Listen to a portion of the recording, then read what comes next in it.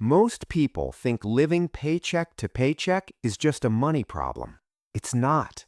It's rewiring how your brain works, and you probably don't even realize it's happening. Look, we talk a lot about budgets and side hustles on this channel, but today we need to address something nobody's saying out loud: the mental damage that comes from never having enough. Because here's the thing. When 78% of Americans are living paycheck to paycheck in 2026, and inflation still making everything from eggs to car insurance more expensive every month, this isn't just about your bank account anymore.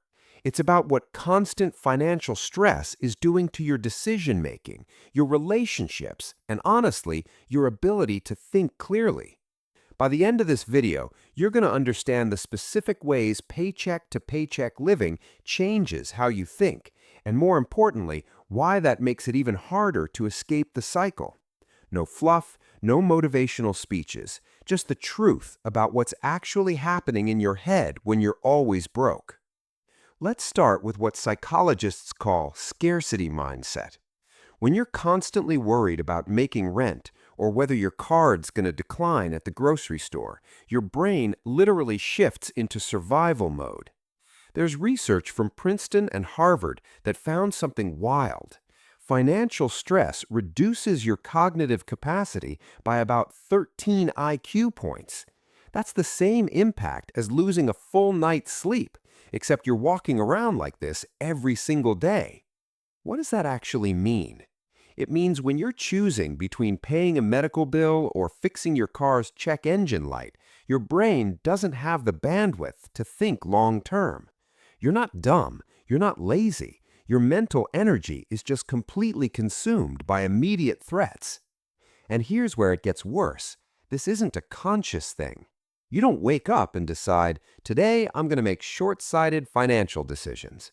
Your stressed brain is doing it automatically, pushing you toward whatever stops the bleeding right now, even if it costs you later. Every financial decision, no matter how small, becomes exhausting when you're broke. Can I afford this coffee? Should I skip lunch to save $7? Is this grocery store cheaper than that one? Which bill can I delay without getting hit with a late fee? Most people make around 35,000 decisions a day.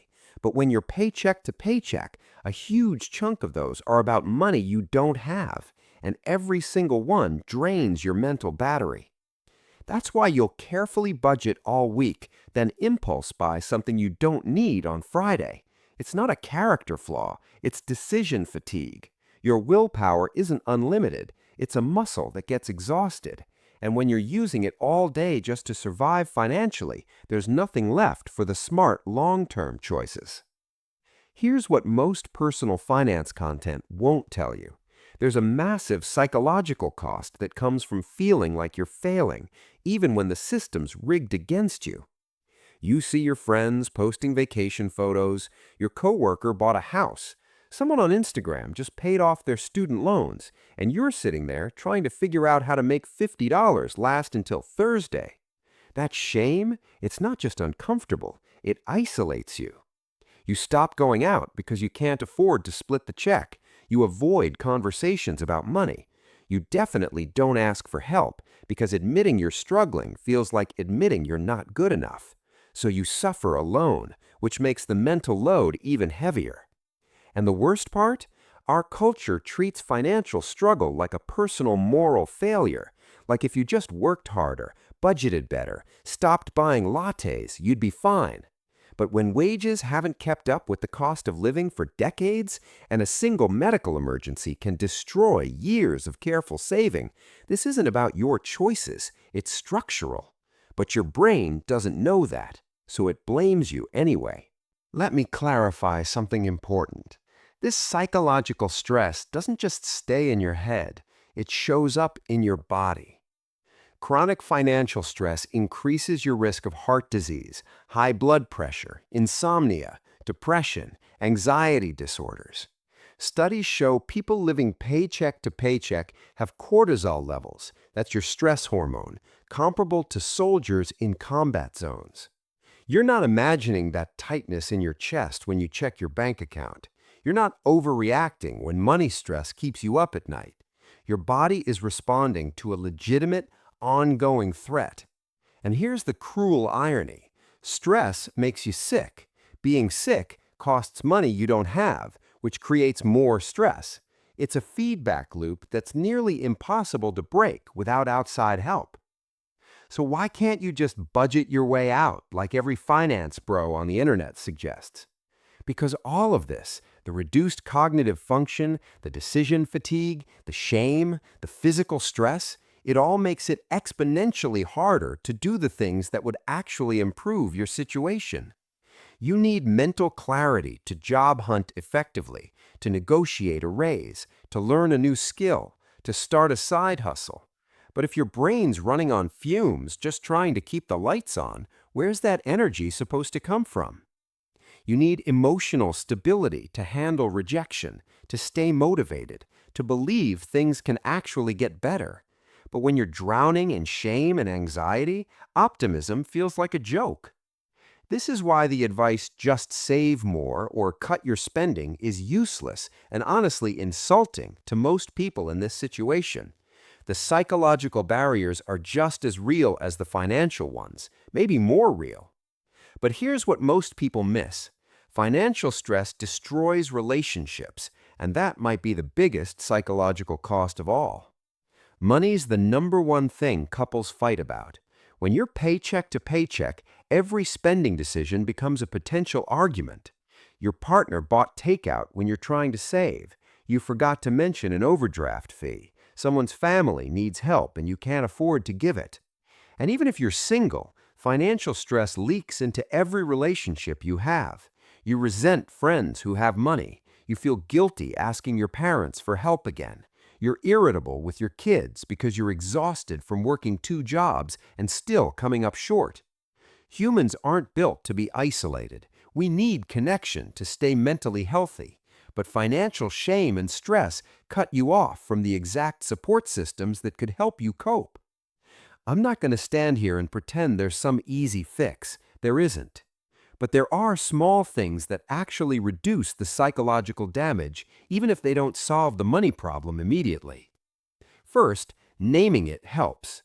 Understanding that what you're experiencing is a normal psychological response to an abnormal amount of stress, not a personal failure, takes some of the shame away. You're not broken. The situation is broken. Second, automate whatever you can. Set up automatic bill payments, automatic savings transfers, even if it's $10. Every decision you don't have to make manually is one less thing draining your mental battery. Third, protect one area of your life from financial stress. Maybe it's a weekly phone call with a friend, a hobby that's free, 30 minutes where you don't think about money.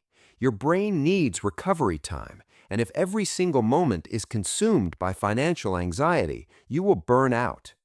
Fourth, if you can access any kind of mental health support, workplace EAP programs, sliding scale therapy, free support groups, use it.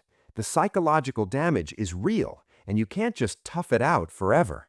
And fifth, recognize when you need systemic help.